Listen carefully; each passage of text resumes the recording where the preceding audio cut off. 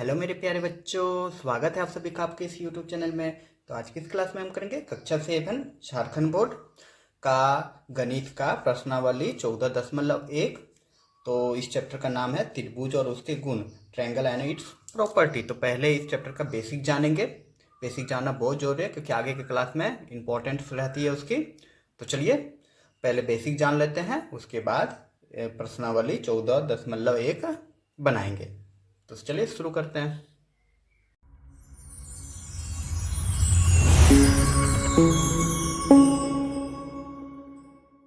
तो बच्चों इस टॉपिक में पहला जो हम लोग को टॉपिक जानना है वह है कोण के आधार पर त्रिभुज के प्रकार। तो ये आपके बुक में भी मिल जाएगा, उसी से हमने निकाला है, ये जानना जरूरी है, ठीक ना। और शायद उम्मीद कर सकता हूँ कि आप पिछले क्लास में भी ये समझे ही होंगे, अगर नहीं समझे तो चलिए यहाँ पे समझ लेते हैं। तो पहला जो टॉपिक बन रहा है वही कि त्रिभुजों के प्रकार किसके आधार पर, कोण के आधार पे, ठीक ना। कोण के आधार पे त्रिभुज के कितने प्रकार होते हैं। तो देखो पहला जो टॉपिक है इसमें न्यून कोण त्रिभुज। तो न्यून कोण त्रिभुज के बारे में आप लोग जानते हैं कि जो 90 से कम होता है उसको न्यून कोण बोलते हैं, है ना, पढ़े ही होंगे। तो इसको एक्यूट एंगल ट्रायंगल कहते हैं। तो वैसा त्रिभुज, ठीक ना, जिसमें सभी कोण 90 से कम होता हो उसको न्यून कोण त्रिभुज कहते हैं। क्लियर। तो सभी जो एंगल है, देखो यहाँ पे 50 है, यहाँ 70 है और यहाँ 60 है, तो इसको न्यून कोण त्रिभुज कहेंगे। क्यों? क्योंकि यहाँ पे सभी कोण का जो मान है वो 90 से कम है। क्लियर बच्चों। तो अगला जो है इसमें वह है समकोण त्रिभुज। एकदम जल्दी से पार करेंगे क्योंकि आप लोग को आता ही होगा ये चीज। तो समकोण त्रिभुज, समकोण मतलब 90 के कोण को समकोण बोलते हैं। तो त्रिभुज तो जिसका एक कोण 90 का हो, मतलब वैसा त्रिभुज जिसका एक कोण 90 का होता है उसको समकोण त्रिभुज कहते हैं। तो देखो समकोण त्रिभुज में एक कोण यहाँ पे 90 दिख रहा है, बाकी 60 और 30 है। तो बच्चों और एक चीज याद रखना कि त्रिभुज के तीनों कोणों का योग होता है 180, ठीक ना। इसलिए अगर तो यहाँ हम 90 लिए तो यहाँ 60 और 30 लिए, 60 और 30 90 होता है, जोड़ेंगे तो, और 90 90 180 हो जाएगा। क्लियर बच्चों। आगे है अधिक कोण त्रिभुज, ठीक ना। अधिक कोण त्रिभुज मतलब अधिक कोण के बारे में तो आप लोग पढ़े होंगे कि 90 से अधिक और 180 से कम होता है उसको अधिक कोण कहते हैं। ऑब्ट्यूज एंगल ट्रायंगल, ठीक ना। तो इसके बारे में लिखा है आपके बुक में ही कि वैसा त्रिभुज जिसका एक कोण 90 से अधिक होता है परंतु 180 से कम होता है। मतलब इसमें एक कोण जो होगा ना वह अधिक कोण होगा, मतलब 90 से अधिक और 180 से कम। तो जैसे देखो यहाँ पे फिगर में, ये देखो ये कोण जो है 110 है, जो 90 से अधिक है इसलिए ये अधिक कोण हो गया, और बाकी तीनों कोण मिला के 180 की वैल्यू आता है त्रिभुज का। देखो यहाँ पे 110 है, 40 और 30 कितना हो जाएगा, 70 और 110 180 हो जाएगा ना। क्लियर बच्चों। तो चलिए आप देखते हैं अगला टॉपिक।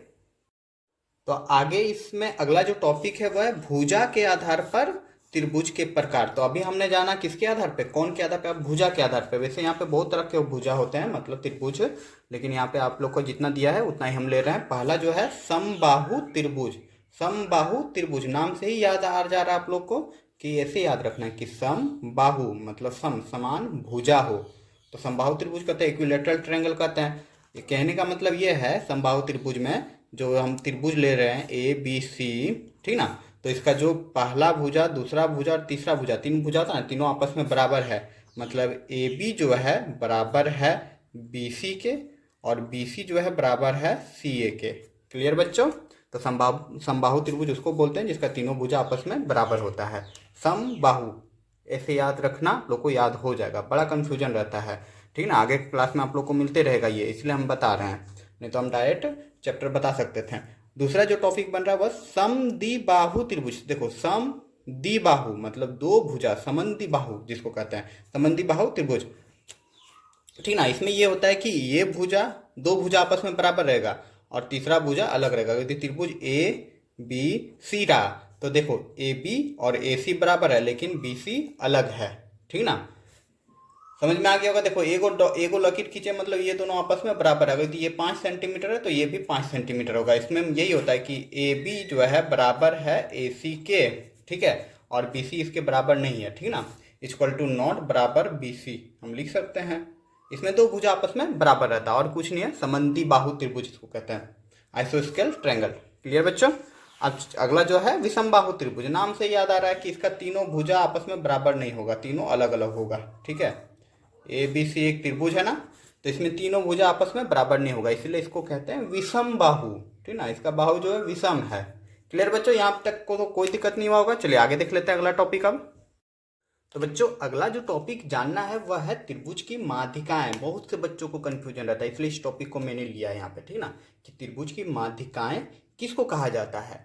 ठीक है, एक होता है माध्यिकाएं और एक होता है शीर्षलंब, दोनों के बारे में जानेंगे। तो देखो ये एक त्रिभुज है, यहाँ पे भी एक त्रिभुज है और बीच में एक रेखा खींचे। आखिर क्या कह रहा है माध्यिकाएं, उसको समझ लेते हैं। कि कह रहा है कि किसी त्रिभुज की भुजा का मध्य बिंदु से सम्मुख शीर्ष को मिलने वाली रेखा त्रिभुज की माध्यिका कहलाता है। ठीक ना, मतलब किसी त्रिभुज की भुजा, देखो ये भुजा हो गया बीसी, एक भुजा है, और इसके मध्य बिंदु मतलब ये जो भुजा हो गया इसका मध्य बिंदु ये रहा डी। ठीक ना, और वही कह रहा है कि मध्य बिंदु से सम्मुख शीर्ष, इसके सामने वाला शीर्ष, शीर्ष तो आप लोग जानते हैं किसी भी त्रिभुज का 3 गो शीर्ष होता है। देखो ए एक शीर्ष है, बी एक शीर्ष है, सी एक शीर्ष है, इसका नाम हुआ शीर्ष कहते हैं। ठीक है, तो सम्मुख शीर्ष से मिलने वाली रेखा को, ठीक ना, सम्मुख शीर्ष से मिलाने वाली रेखा त्रिभुज की माध्यिका कहलाती है। तो यहाँ माध्यिका क्या हो जाएगा, यहाँ पे माध्यिका हो जाएगा एडी। ठीक है, एडी जो रेखा आपको दिख रहा है ये माध्यिका हो जाएगा। होता ये है कि बीसी है इसका मध्य बिंदु है, इसका मतलब ये है त्रिभुज की माध्यिका जो रहता है, त्रिभुज की जो माध्यिका रहता है, समझना अच्छा से, त्रिभुज की जो माध्यिका रहता है वह उस भुजा को दो भाग बराबर भाग में बांट देगा। मतलब ए डी बराबर है डी सी के। ये क्वेश्चन आएगा आप लोग के, ठीक ना, ऑब्जेक्टिव टाइप क्वेश्चन में मिल जाएगा कि बी डी जो है वो बराबर हो जाएगा डी सी के। कब, जब इसका माध्यिका होगा डी तब। ठीक ना, और माध्यिका मतलब माध्यिका यहाँ पे क्या हो गया, ए डी हो गया। क्लियर। उसी तरह यहाँ पे एक फिगर हमने बनाया है, देखो ये त्रिभुज थोड़ा टेढ़ा टाइप है, तो अब ये नहीं कि यहाँ पे हम माध्यिका निकाल दें, हम सीधा खींच के इसमें मिला देंगे तो ये गलत हो जाएगा। माध्यिका कहाँ से मिलता है, हमेशा शीर्ष से मिलता है। कौन सा शीर्ष से, सम्मुख शीर्ष से, इसके सामने वाला शीर्ष से। तो ए डी यहाँ पे भी माध्यिका है। और माध्यिका क्या करता है, माध्यिका जो रहता है वह दो बराबर भाग में बांट देता है, ठीक ना, भुजा को। और किसी भी त्रिभुज का 3 माध्यिका होता है। क्लियर। जैसे एक माध्यिका हम यहाँ ले रहे हैं, देखो एक बिंदु ये हो गया, दूसरा बिंदु ये हो गया। क्लियर। अगर यदि हम मिला दे रहे हैं तो एक माध्यिका ये हो गया, दूसरा माध्यिका ये हो गया, तीसरा माध्यिका तो आप लोग को दिख रहा है। तो किसी भी त्रिभुज का 3 माध्यिका होता है। क्लियर बच्चों। तो यहाँ पे आप लोग को कोई कंफ्यूजन नहीं होगा माध्यिका को लेके। अब चलिए आगे देख लेते हैं टॉपिक। अगला जो टॉपिक है वह शीर्ष लंब। आखिर शीर्ष लंब किसको कहते हैं। शीर्ष लंब और माध्यिका में थोड़ा अंतर होता है, ठीक ना। तो देखो क्या है, अच्छा से समझना नहीं तो दिमाग से उड़ जाएगा। तो देखो लिखा है कि त्रिभुज के किसी शीर्ष से, किसी भी शीर्ष से, देखो ए बी सी 3 शीर्ष होता है किसी भी त्रिभुज में, तो किसी शीर्ष से, ठीक ना, सम्मुख भुजा पर, मतलब ये शीर्ष हो गया, इसके सामने वाला भुजा क्या है, बी सी है, ठीक ना। अगर हम सी लेंगे तो सी के सामने वाला भुजा क्या हो जाएगा, ए बी हो जाएगा। क्लियर। तो ये कह रहा है कि सम्मुख भुजा पर डाला गया लंब उस त्रिभुज का शीर्ष लंब कहलाता है। लंब मतलब 90 डिग्री, ठीक है। अगर हम डाल देंगे यहाँ पे लंब, देखो शीर्ष हो गया, एकदम बीचों बीच हम 90 डिग्री डाल दे रहे हैं, ठीक है, खींच दिए। ये जरूरी नहीं है, माध्यिका नहीं है कि एकदम यहाँ पे आएगा, ठीक ना, कि दोनों ये जिसमें डाला गया है आधार पे उसको बराबर भाग में बांटेगा, ऐसा नहीं है। ये लंब डालें मतलब 90 का कोण बना दिए, ठीक ना, यही हो जाएगा शीर्ष लंब। समझ में आ रहा है। बी हम डी ए डी ले रहे हैं, ठीक है। तो ए डी जो आपका क्या हो गया, शीर्ष लंब हो गया। समझ में आ रहा है। और शीर्ष लंब को ही हम लोग त्रिभुज की ऊंचाई भी कहते हैं। क्लियर बच्चों। अगर जो हम देखा जाए, समझने की कोशिश कीजिएगा, यहाँ पे हम बहुत सारा रेखा खींच सकते हैं, ठीक है, इस तरह करके हम खींच सकते हैं बहुत सारा रेखाखंड मतलब खींच सकते हैं। लेकिन सबसे जो छोटी रेखा होती है, ये दिख रहा है, उसी को ही हम लोग शीर्ष लंब भी कहते हैं, जो 90 डिग्री पे रहता है, या फिर सबसे छोटी रेखाखंड भी बोलते हैं उस त्रिभुज का, या त्रिभुज की ऊंचाई भी बोलते हैं। क्लियर बच्चों। यहाँ पे उम्मीद करूंगा कि आप लोग को समझ में आ गया होगा कि शीर्ष लंब किसको कहते हैं, मतलब लंब जो डाला जाता है, मतलब त्रिभुज की सबसे छोटी भुजा। और ये भी याद रखना एक चीज कि त्रिभुज की 3 शीर्ष लंब होता है। देखो यहाँ पे हम शीर्ष लंब बना रहे हैं, ठीक ना, 90 डिग्री बना रहे हैं, एक शीर्ष लंब ये हो गया। उसी प्रकार अगर हम शीर्ष लंब डालेंगे, इसमें एकदम 90 डिग्री डालना है ना, तो चलिए डाल लेते हैं। तो देखो बच्चों यहाँ पे हमने शीर्ष लंब डाला, तो त्रिभुज का शीर्ष लंब भी 3 होता है, ठीक ना। और तीनों जो शीर्ष लंब होता है ना, वह एक ही बिंदु से गुजरता है। ये भी याद रखना, आपके आगे वाले क्वेश्चन में मिलेगा सही गलत में, ठीक है बच्चों।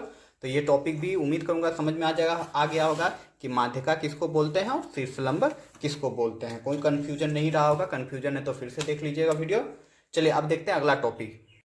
तो बच्चों ये जो टॉपिक है यही आपके क्वेश्चन में आएगा, यही सिर्फ जानना था। अगर हमको बताना रहता है इस चैप्टर को तो सिर्फ ये बता देते हैं और सारा क्वेश्चन आंसर हम बना देते हैं, लेकिन हमने सारा चीज बताया, बेसिक चीज बताया, नॉलेज के लिए जरूरी है अगली क्लासों में, ठीक ना। नहीं तो कंफ्यूज होते रहेंगे शीर्ष लंब क्या है, लंब क्या है, इस तरह का कंफ्यूजन बना रहता है, इसलिए हमने बताया।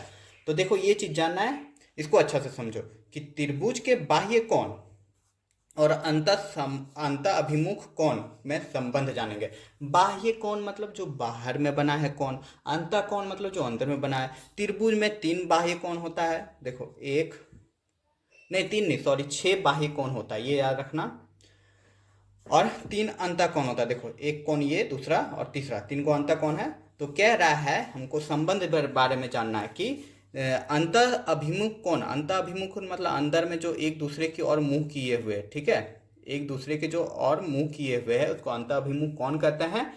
इन दोनों के बीच संबंध बोला, अंत अभिमुख कोण के संबंध बताया किससे, बाह्य कोण से।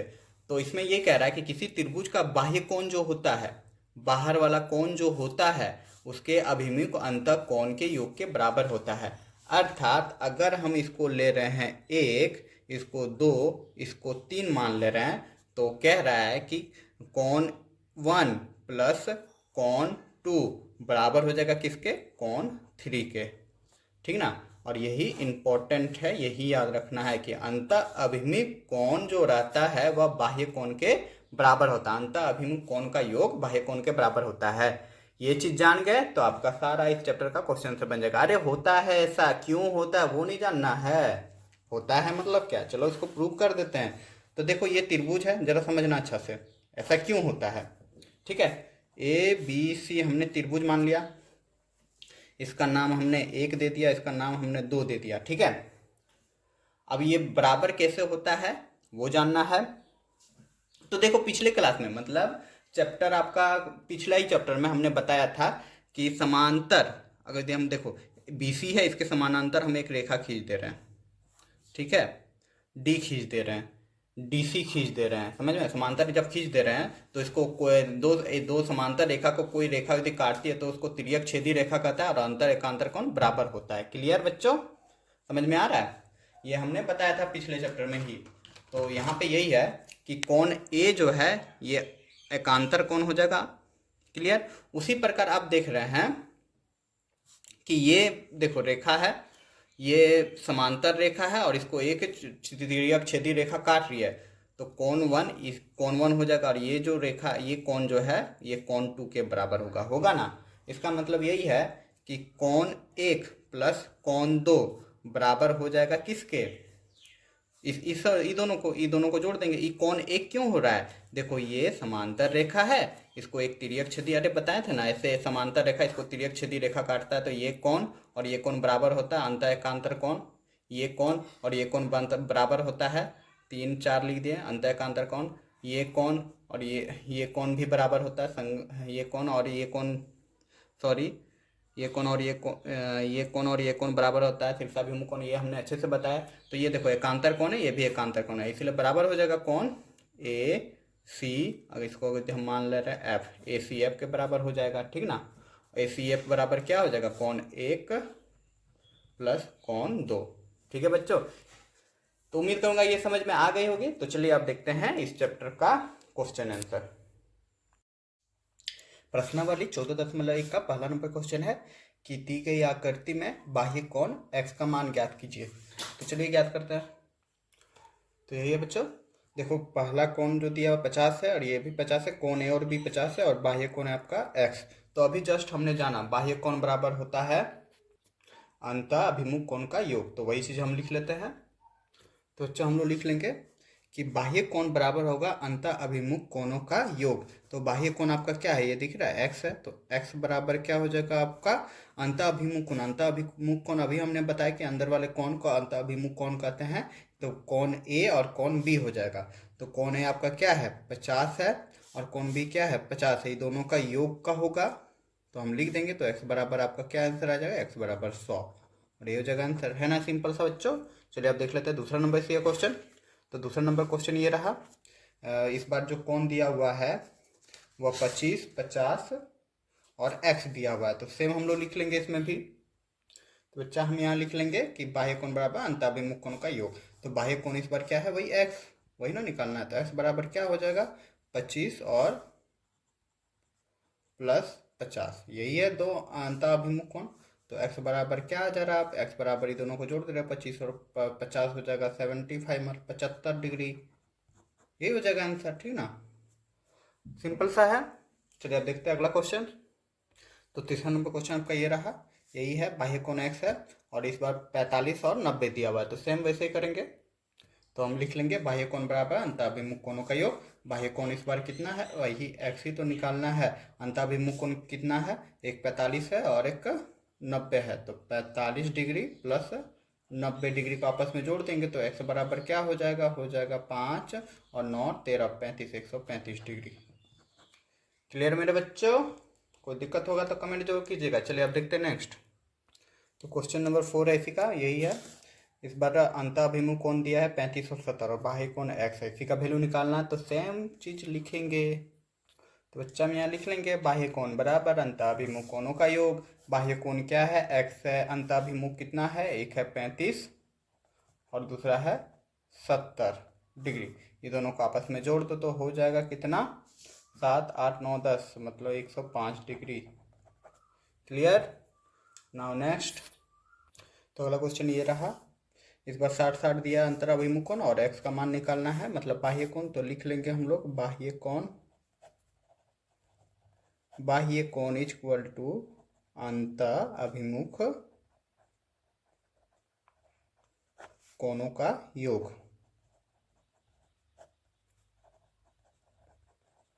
ठीक है। तो बाह्य कोण क्या है, x है, अंतःभिमुख कोण क्या है, इस बार 60 डिग्री प्लस 60 डिग्री। ठीक है।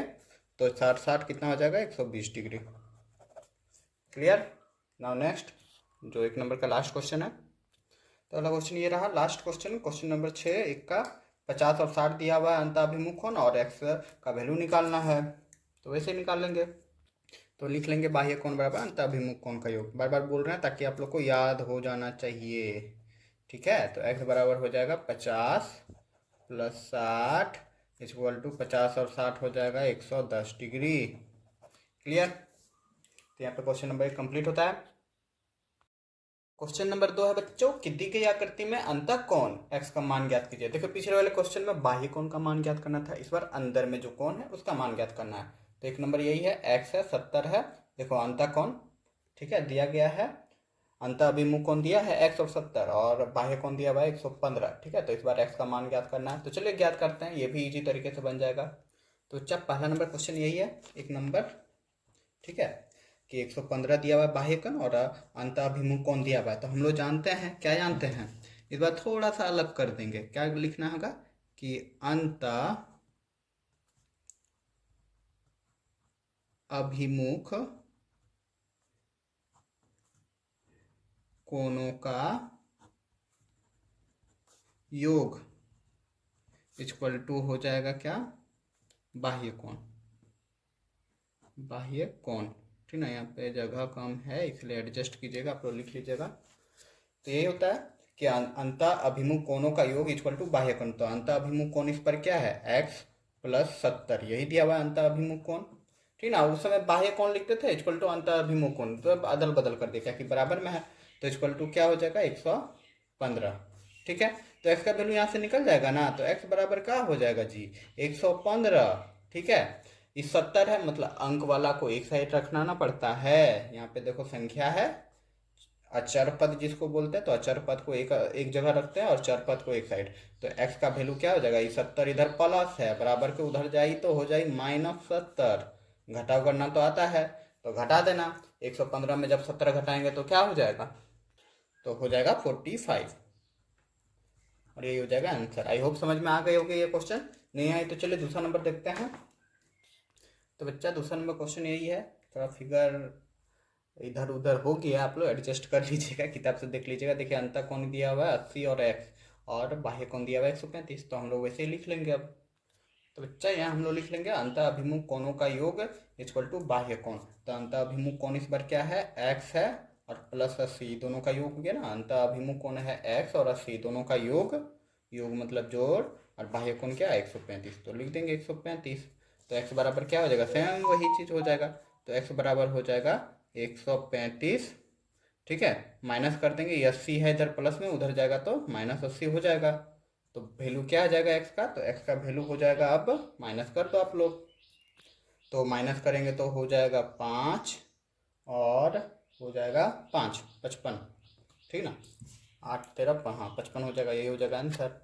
ठीक है बच्चों, अब समझ में आ गई होगी। चलिए अब देखते हैं नेक्स्ट। तो क्वेश्चन नंबर 3 आपका ये रहा कि x दिया हुआ है, अंतःअभिमुख कोण दिया x और 45 दिया है, और बाह्य कोण दिया है 90, ठीक ना। ये बाह्य कोण है 90 और अंतःअभिमुख कोण दिया हुआ है 45 और x, तो इसको भी वही चीज़ लिख लेते हैं। तो हमने लिख लिया कि अंतःअभिमुख कोणों का योग इक्वल टू बाह्य कोण। अंतःअभिमुख कोण इस पर क्या है, x है और 45 है, तो दोनों का क्या करना है, योग करना है। तो जोड़ दिए, तो बाह्य कोण कितना है, 90 है, ठीक है। तो x का वैल्यू यहाँ से निकल जाएगा, तो 90 है, 45 इधर प्लस में है, उधर जाएगा तो -45 हो जाएगा, और 90 में 45 घटाएंगे तो हो जाएगा 45। तो x बराबर 45, ये हो जाएगा आंसर, ठीक है। Now next. तो इस बार क्वेश्चन आपका ये रहा, ठीक ना। बाह्य कोण देखो दिख रहा है 160 है, और अंतःअभिमुख कोण क्या है, x है, और यहाँ देखो इस तरह है, मतलब यहाँ पे 90 डिग्री है, ठीक ना। 90 डिग्री है, 120 मत मान लेना, ये अंतःअभिमुख कोण नहीं है, ये तो इसके साथ सटा हुआ है ना। अंतःअभिमुख कोण उसके सामने वाला होता है, ठीक है, बाह्य कोण के सामने वाला कोण, ठीक है। बाह्य कोण से मिला हुआ कोण को आप लोग मत मान लीजिएगा, नहीं तो ये नहीं कि x + 20 कर दीजिएगा, तब गलत हो जाएगा। तो चलिए बनाते हैं इसको अब। तो हम लिख लेंगे अंतःअभिमुख कोणों का योग प्लस बाह्य कोण। तो अंतःअभिमुख कोण क्या है, x है, और यहाँ पे इस तरह डंडिल है, मतलब 90 डिग्री है, ठीक ना। तो x + 90 हो जाएगा, 20 मत लिखिएगा। अंतःअभिमुख कोण ये आमने सामने वाला कोण होता है, मतलब ये बाह्य कोण है, तो इसके जस्ट सामने में जो एक दूसरे के करीब है ना, इसी को ही बोलते हैं अंतःअभिमुख कोण। बाह्य कोण कितना है आपका, 160 डिग्री है। तो x बराबर यहाँ से क्या निकल जाएगा, 160 डिग्री माइनस 90 माइनस कर देंगे, तो हो जाएगा आपका आंसर। x बराबर क्या हो जाएगा, 0 हो जाएगा, और 90 में मतलब घटा देंगे, 160 में 90 घटा देंगे तो कितना हो जाएगा, हो जाएगा 70 डिग्री, ठीक है। क्लियर बच्चों। तो क्वेश्चन नंबर 5 इसका यही है। इस बार दिया अंतःअभिमुख कोण x और 35 और बाह्य कोण है 70, तो लिख लेते हैं वैसे ही। तो यार बच्चा यहाँ हमने लिख लिया अंतःअभिमुख कोणों का योग। तो अंतःअभिमुख कोण है x + 35 = 70, हाँ 70 डिग्री, यही है ना। तो x बराबर अब हो जाएगा 70 में 35 घटा दो, तो कितना हो जाएगा, 70 में 35 घटा दोगे तो हो जाएगा जी आपका 35 डिग्री, यही हो जाएगा आंसर, ठीक है। Now next. तो क्वेश्चन नंबर आपका छठा ये रहा। इस बार अंतःअभिमुख कोण 30 और x दिया हुआ है, बाह्य कोण दिया हुआ है 140, तो वैसे ही बना लेते हैं। तो लिख लेंगे अंतःअभिमुख कोण का योग इक्वल टू बाह्य कोण। तो अंतःअभिमुख कोण है x + 30 इक्वल टू हो जाएगा 140, ठीक है, डिग्री में। तो x बराबर क्या आ जाएगा, 140 में 30 हम घटा देंगे, क्योंकि इधर प्लस में है, उधर जाएगा तो माइनस में हो जाएगा, तो हो जाएगा 110 डिग्री, x बराबर वैल्यू, और यही है आपका आंसर। आई होप समझ में आ गए होगी ये क्वेश्चन भी। तो बच्चों यहाँ पे प्रश्नावली 14.1 का क्वेश्चन नंबर 1 और 2 कंप्लीट होता है। उम्मीद करूँगा पसंद आई होगी, अच्छे से समझे होंगे। तो क्या समझे, तो अब क्या बच्चे के जान लोगे, लाइक सब्सक्राइब करो यार।